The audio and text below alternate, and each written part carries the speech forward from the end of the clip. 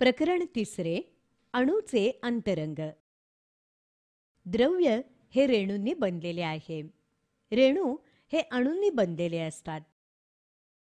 अणू हे द्रव्याचे सर्वात लहान परिपूर्ण एकक आहे. ऐतिहासिक पार्श्वभूमी. इसवी सन पूर्व 6व्या शतकात ऋषी कणाद यांनी सांगितलं की प्रत्येक पदार्थ हा अविभाज्य अशा अत्यंत लहान कणांनी बनलेला आहे. त्याला परमाणू असं नाव आहे. ग्रीक विचारवंत डेमोक्रिटस यानं सांगितलं की द्रव्य हे अत्यंत लहान कणांपासून म्हणजेच अणूपासून बनलेलं आहे. इसवी सन 1803 मध्ये जॉन डाल्टन यानं अणु सिद्धांत मांडला. सर्व द्रव्य हे लहान लहान कणांनी बनले आहे. त्या कणांना अणू म्हणतात. अणू निर्माण करता येत नाहीत, त्यांचे विभाजन होत नाही, ते रासायनिक प्रक्रियेत नष्ट करता येत नाहीत. थॉम्सनचा अणु सिद्धांत. 1867 मध्ये जॉन थॉम्सन यानं सांगितलं की ऋणप्रभारयुक्त इलेक्ट्रॉन हे धनप्रभारयुक्त जेलमध्ये रोवलेले आहेत. इसवी सन 1911 मध्ये रुदरफोर्डनं सिद्ध केलं की अणूमध्ये एक अतिशय लहान भरीव असं अणुकेंद्रक असतं. रुदरफोर्डचा विकिरण प्रयोग. रुदरफोर्डनं अल्फा कणांना धनप्रभारित हेलियमचं अणुकेंद्रक सुवर्णपत्रीवर प्रक्षेपित केलं आणि त्या अल्फा कणांचा पडद्यावरील मार्ग निश्चित केला. हे करत असताना त्याला काही गोष्टी लक्षात आल्या. त्या अशा: बहुसंख्य अल्फा कण हे सुवर्णपत्रीतून आरपार गेले. काही अल्फा कणांचे लहान कोनातून विचलन झाले. काही अल्फा कणांचे मोठ्या कोनातून विचलन झाले. तर अगदी थोडे अल्फा कण सुवर्णपत्रीवर आदळून परत स्रोताच्या दिशेने उलटे फिरले. यावरून रुदरफोर्डनं अणु सिद्धांत मांडला. अणूचे केंद्रक अतिशय लहान, भरीव आणि धनप्रभारित असते.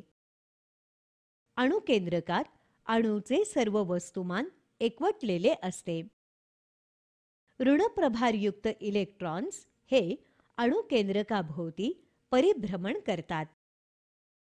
एका इलेक्ट्रॉनचे वस्तुमान बरोबर 1/2000 गुणिले एका प्रोटॉनचे वस्तुमान. एका प्रोटॉनचे वस्तुमान बरोबर एका न्यूट्रॉनचे वस्तुमान. नील्स बोरची अणुप्रतिकृती. नील्स बोरनं रुदरफोर्डच्या अणुप्रतिकृतीत काही सुधारणा सुचवल्या. इलेक्ट्रॉन्स हे निश्चित अशा कक्षांमध्ये परिभ्रमण करतात.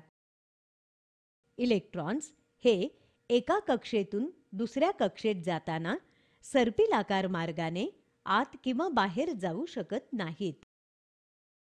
एका कक्षेतून दुसऱ्या कक्षेत जाण्यासाठी इलेक्ट्रॉन्स काही विशिष्ट ऊर्जा शोषतात किंवा उत्सर्जित करतात.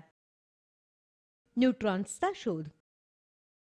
इसवी सन 1932 मध्ये जॉन चॅडविक याने न्यूट्रॉन्सचा शोध लावला. अणूमध्ये एक अणुकेंद्रक असते. अणुकेंद्रकामध्ये प्रोटॉन्स आणि न्यूट्रॉन्स असतात. इलेक्ट्रॉन्स हे अणुकेंद्रकाभोवती निश्चित अशा कक्षांमधून परिभ्रमण करतात. कक्षांमध्ये इलेक्ट्रॉन्सचे वितरण. अणुकेंद्रकाच्या सगळ्यात जवळ असलेल्या कक्षेला पहिली कक्षा, त्यानंतरच्या कक्षेला दुसरी कक्षा म्हणतात. या कक्षांना अनुक्रमे K, L, M, N असं संबोधण्यात येतं. प्रत्येक कक्षात असणाऱ्या इलेक्ट्रॉन्सची संख्या 2n वर्ग या सूत्रानं काढता येते. कवच किंवा कक्षा. संज्ञा K, कवच N. 1 2n वर्ग 2 गुणिले 1 चा वर्ग. कवचातील इलेक्ट्रॉन्सची जास्तीत जास्त संख्या 2. संज्ञा L कवच N 2 2n वर्ग 2 गुणिले 2 चा वर्ग कवचातील इलेक्ट्रॉन्सची जास्तीत जास्त संख्या 8. संज्ञा M कवच N 3 2n वर्ग 2 गुणिले 3 चा वर्ग कवचातील इलेक्ट्रॉन्सची जास्तीत जास्त संख्या 18. संज्ञा N कवच N 4 2n वर्ग 2 गुणिले 4 चा वर्ग कवचातील इलेक्ट्रॉन्सची जास्तीत जास्त संख्या 32. मूलद्रव्यांचे इलेक्ट्रॉन संरूपण.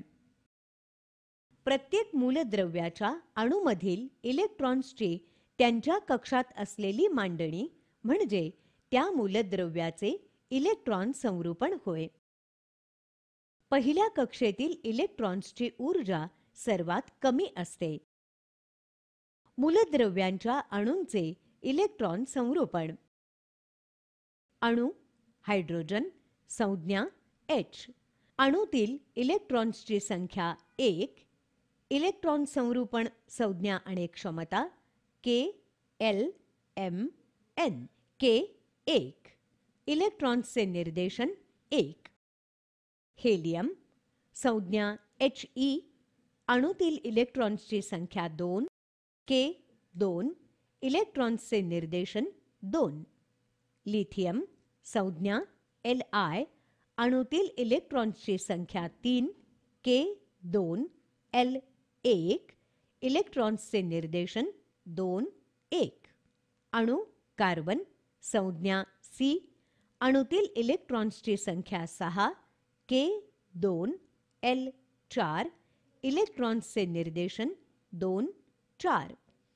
अणू नायट्रोजन संज्ञा N अणूतील इलेक्ट्रॉन्सची संख्या 7 K 2 L 5 इलेक्ट्रॉन्सचे निर्देशन 2 5.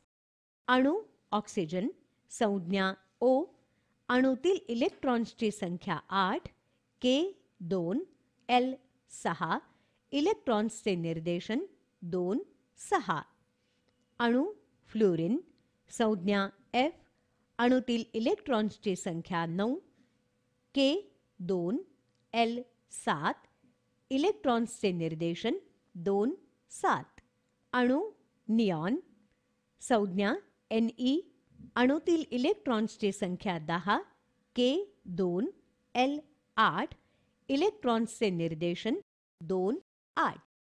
अणू सोडियम संज्ञा Na अणूतील इलेक्ट्रॉन्सची संख्या 11 K 2 L 8 M 1 इलेक्ट्रॉन्सचे निर्देशन 2 8 1. अणू क्लोरीन संज्ञा Cl अणूतील इलेक्ट्रॉन्सची संख्या 17 K 2 L 8 M 7 इलेक्ट्रॉन्सचे निर्देशन 2 8 7. अणू आर्गॉन संज्ञा Ar अणूतील इलेक्ट्रॉन्सची संख्या 18 K 2 L 8 M 8 इलेक्ट्रॉन्सचे निर्देशन 2 8 8. अणू अंक आणि अणू वस्तुमानांक. अणू अंक Z अणूमधील प्रोटॉन्सच्या संख्येला अणू अंक म्हणतात. मूलद्रव्याचा अणू हा विद्युतदृष्ट्या उदासीन असतो. अणू वस्तुमान हे डाल्टन U या एककात मोजतात.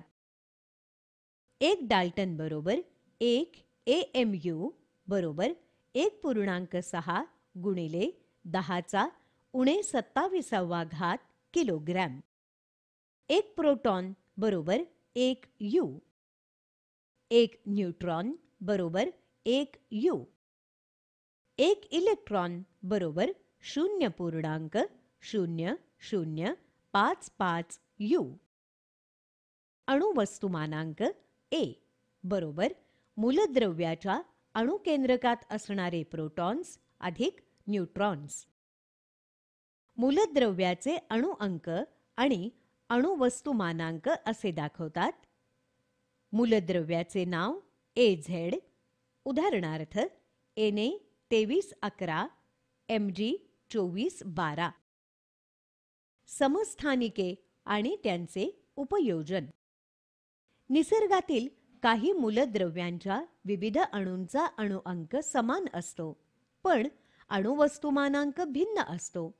अशा अणूंना समस्थानिके म्हणतात. उदाहरणार्थ कार्बन C12, C14. समस्थानिकांमधील न्यूट्रॉन्सची संख्या भिन्न असते आणि प्रोटॉन्सची संख्या समान असते. समस्थानिकांचे उपयोग. Uranium 235, U235. याचा उपयोग ऊर्जा निर्मिती आणि केंद्रकीय विखंडनासाठी होतो. Iodine I-131. याचा उपयोग गॉयटर या थायरॉइड ग्रंथीच्या आजारावरील उपचारात होतो. काही मूलद्रव्यांच्या समस्थानिकांचा उपयोग कॅन्सरसारख्या दुर्धर आजारांवरील उपचारांसाठी होतो. ज्या भिन्न मूलद्रव्यांचे अणुवस्तुमानांक समान आहेत त्यांना समभार मूलद्रव्ये असं म्हणतात. उदाहरणार्थ K40, Ca40 आणि Ar40. पोटॅशियम K 19 प्रोटॉन्स अधिक 21 न्यूट्रॉन्स. कॅल्शियम Ca 20 प्रोटॉन्स अधिक 20 न्यूट्रॉन्स. अर्गॉन Ar 18 प्रोटॉन्स अधिक 22 न्यूट्रॉन्स.